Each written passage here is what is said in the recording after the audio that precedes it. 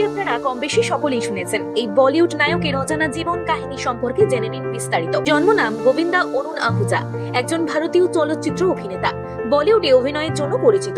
গোবিন্দা অরুণ আহুজার জন্ম 21শে ডিসেম্বর 1963 সালে মুম্বাইয়ের ভিরারে। প্রাক্তন ভূত অভিনেতা অরুণ কুমার এবং প্রাক্তন ভূত গায়ক এবং অভিনেত্রী নির্মলা দেবীর ষষ্ঠ সন্তান হিসেবে চলচ্চিত্র অভিনেতা গোবিন্দা অরুণ আহুজাজি মুম্বাইয়ের ভাষাই আন্না শাহী ভাতর কলেজে প্রাথমিক শিক্ষা শেষ করেছেন।